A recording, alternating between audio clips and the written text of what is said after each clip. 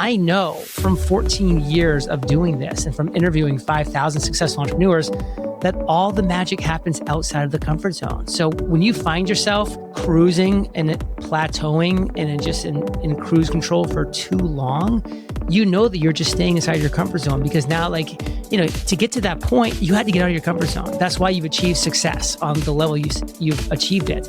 And now you've kind of consolidated and you're like, okay, because what was uncomfortable to you before is no longer uncomfortable to you, because again, you've done it, you put in the reps. It's not uncomfortable to me to interview somebody or to be interviewed. It was for a long time when I started, but I'm now past that. So now doing this is in my comfort zone. Welcome, JL. I am so excited to have you here with us today. Let's fire drill with some questions. I want to know more about what you've seen after the over 4,000 interviews that you've done to date. Where do already successful entrepreneurs most reliably plateau? Not because of lack of skill, but because of how they're thinking. Well, first off, thanks, Eunicia, for having me here. I'm fired up to be here. And also, I'm now over 5,000 interviews, which is hard to believe. So it's been 14 years, 5,000 interviews, and I just keep on cranking. I will say that entrepreneurs seem to plateau at a self-given place. They kind of have like this goal in their mind of like, I want to make $10,000 a month, or for some people, it's $25,000 a month. Like whatever that number is, it seems like over time they work hard, they grind, and they get there, and then they just can't break above that because they kind of have this like subconscious mindset of like, okay, like that was what I thought was the highest goal I could ever achieve. I've achieved it now. Let's just like go into cruise control so we don't lose this place instead of doubling down and going for more. And that's kind of one of the biggest reasons why I tell everybody you have to be in a mastermind of 2 or 3 other individuals who are motivated, hard driving, who you respect, who you admire on some levels. And you guys need to meet on a weekly basis and set audacious goals and hold each other's feet to the fire. Keep pushing each other higher and higher, because there is no upper limit. I mean, there is an upper limit of where you maybe want to get to eventually, and that's fine. Like you don't want to run yourself all the way into the sun and burst into flames. Like that's not what I'm saying. That's called a burnout. But you can do so much more. And when you have a mastermind of individuals who you're meeting with on a weekly basis, who you're holding accountable, like, who you don't want to let down because you're telling them goals that you have, and then you're going to meet those goals, you're going to exceed even your wildest expectations. I love that. And one of the things, John Lee, that we see at Excelstra, because we work with well-established business owners and founders, we see that the real constraints to scale really isn't strategy or effort. And you talked a little bit about it's really the mindset. What we're seeing, it's the leader's capability to elevate how they make decisions, how they build leverage, how they transfer their judgment to others. From your perspective, what has to elevate first for individuals to grow, that want to grow to truly become sustainable at the next level? It's definitely mindset. I mean, when I get asked, like, what do the 5,000 entrepreneurs that you've interviewed, what's one common trait? Because these are very different people. They have come from different backgrounds, different parts of the world, and they all have different strengths and weaknesses. But one thing they all have in common is confidence. They are confident people. And guess what? They're confident that they're going to fail, but they're confident that they're going to learn from that failure. They're going to adjust, they're going to pivot, and they're going to drive forward. So mindset's the biggest thing. That's why surrounding yourself with the right people, being part of a mastermind, having a mentor who's there, who's like coaching you, guiding you, advising you, inspiring you, motivating you. Confidence. Like you have to have this unwavering confidence. You can get up every day and that you're going to do something that's going to move your business forward, that you're going to do something that's going to impact the world, that you are creating the number one solution to a real problem in a growing industry. Mindset. Mindset, that is so powerful. So as individuals work on their mindset and they work on that unwavering confidence, I love the way that you put it, the confidence that they will, as you're listening to this, you're going to fail in some way, but that failure is training you for something bigger. What are the things that you've seen individuals, especially entrepreneurs that have already achieved financial success, need to unlearn in order to be able to break through into that unwavering confidence and to focus on their mindset? The scarcity mindset, they get to a certain place financially and they're like, okay, now I've got to hoard this and I've got to hold on to this tight because other people are trying to take this from me. And it's no, you got there because on some level you understood abundance. That this world is an abundant place and there's an unlimited pie. It's not a limited slice of a pie that you have in this world. Like you can go out there and you can create as much pie as you want to with as much abundance as possible. It's only going to be limited by the amount of people that you want to help and add value to in this world. So scarcity is something that people can achieve financial success with the scarcity mindset, but they can't keep going forward and keep growing as individuals and keep achieving next levels of either financial or just overall business and life success unless they, at that point, adopt the mindset of abundance. I love that, Johnny. That's one of the things that actually we run into a lot with individuals who they look at when they evaluate working with us. And then the first immediate reaction is they have someone on their team. They get it for free sometimes, and they're not able to really elevate themselves to the next level. Now, you and I actually met, interestingly enough, at a financial conference. What would you tell the individuals that have already outgrown their financial team in terms of how do they take that unwavering confidence, that mindset, that abundance mindset to say, you know what, what's gotten me here is not going to get me to the next level? What can we share with them to get them to break outside of their proverbial thinking box? I mean, listen, we all love to live on this side of the comfort zone. Like all the magic happens outside of your comfort zone, but people love to live in their comfort zone. They want to wake up, they want to have a nice cup of coffee, they want to read a book and have this very slow morning and spend time with their loved ones and do all these things. And those things can and should be happening on a regular basis because you're hopefully creating your life by design.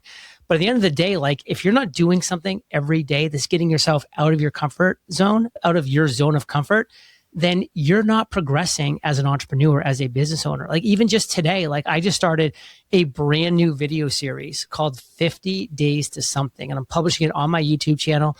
I don't really know what I'm doing. I don't really know where it's going. It's not comfortable for me because it's different. I mean, I enjoy doing it. Doesn't mean it's comfortable or I'm good at it, but I'm going to get better at it.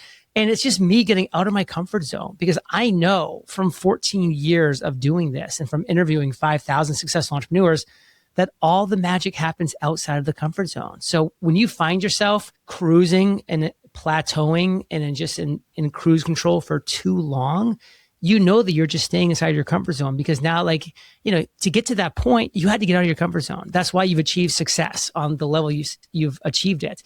And now you've kind of consolidated and you're like, okay, because what was uncomfortable to you before is no longer uncomfortable to you because, again, you've done it. You put in the reps. It's not uncomfortable to me to interview somebody or to be interviewed. It was for a long time when I started, but I'm now past that. So now doing this is in my comfort zone. But guess what?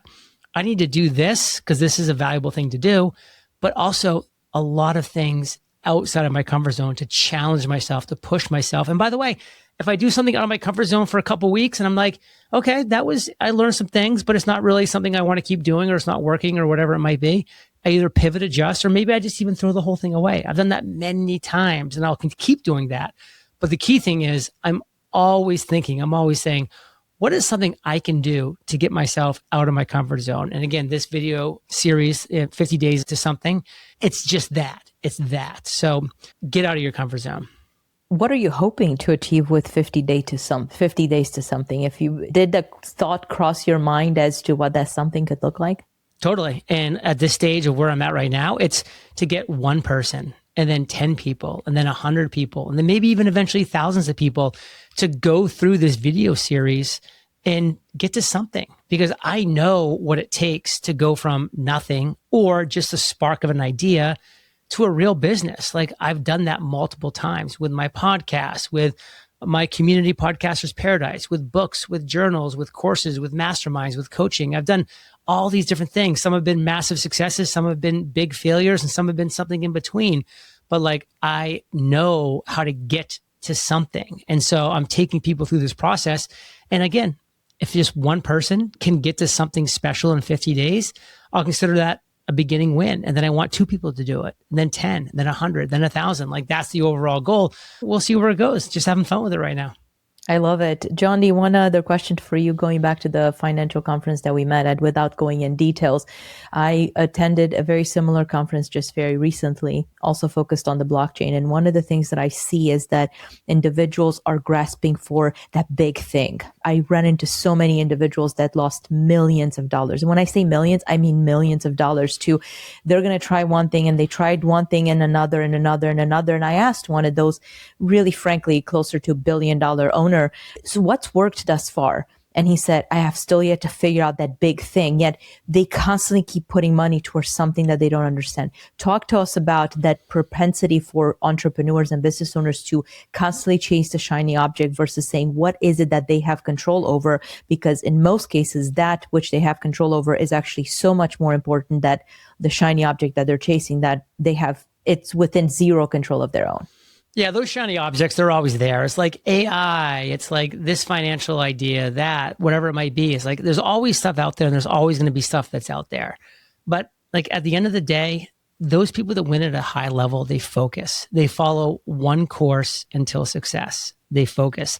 They don't go 1 mile wide and 1 inch deep in all these different ideas that like this billionaire you're talking about sounds like, because they're not going to find any traction there, because nobody wants to have something that's okay at something. It's like you're just trying all these different things, going 1 inch deep in all these different areas. You're not creating anything meaningful or special. You need to create the number one solution to a real problem in a growing industry. That's going 1 inch wide and 1 mile deep. Those are the people that win. I did that with podcasting back in 2012. That's why I built a 7-figure-a-year business now for 14 years in a row, because I just went 1 inch wide and 1 mile deep, and I kept that focus. Now, of course, I've done other things to complement what I do with the podcast, but at the end of the day, like, I'm 1 inch wide, I'm 1 mile deep. That's where you win. How would you describe the 1 inch wide, 1 mile deep to our listeners from your perspective? Become the number one solution to a real problem in a growing industry, and just keep banging that drum. People will find you, because people will beat a path to the doorstep of the number one solution to a real problem in their industry. And they will not beat the path to the doorstep of the second best solution to infinity. In fact, they'll ignore it. So become the best. Love that. What ideas would you offer to the individuals that are thinking currently about everything that's happening with AI and just the huge advancements that are being made on that front? I mean, I would say find a niche within that space if it's interesting to you that for some reason people just aren't paying that much attention to or aren't going all in on. I don't know what that niche is. Maybe you need to talk to a lot of people and ask them, what's your biggest struggle right now? Because if people are in the AI space and they're sharing with you their struggles, that means they can't find solutions to that. And so if you find a theme of struggles that people in that industry are having and you can create that solution for them, you can be off to the races. So as I always like to say, become a person of value. Try not to become a person of success, but become a person of value, because if you can add value to people's worlds, you will win. Are there any other ideas that you've used in your own business that has made you truly be able to scale your business in a fairly short amount of time? Always ask that question. I always love to ask people whenever I engage with them 4 questions, which is, how'd you find out about me? Because that can really help you understand how people are finding your product, your service, your business, your podcast, fill in that blank. What do you like about my product, my service, whatever that thing is? What do you dislike about it? You need to learn from that. And then what is your biggest struggle right now? You ask those 4 questions, you will learn a treasure trove of information, and you can apply it and put it to good use. I love it. John Lee, this has been amazing. I do have one final question for you. This is one of my favorites. If you look back, yes, mindset is amazing, and we all have things that kind of nip at our heels when it comes to potential regrets. Most of us have turned the regrets into success stories because we've learned from them. What would you say would be one such perceived regret in your lifetime, in your business journey as an entrepreneur, that has been, on the other side, the biggest blessing?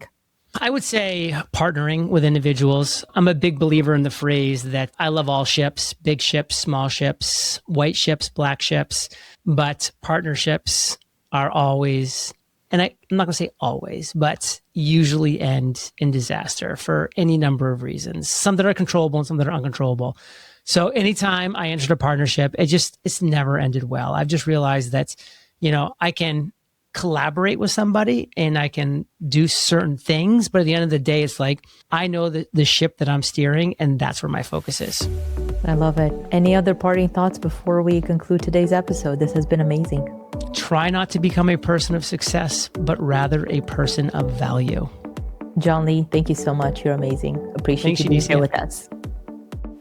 Thank you for joining us on Your Business, Your Next Level podcast, where it is all about helping you make more, keep more, and elevating your business to the next level. To learn more, make sure you head over to www.podcast.excelstra.com and don't forget to subscribe, rate, and review the show. Again, that's podcast.excelstra.com. Until next time, thanks for listening.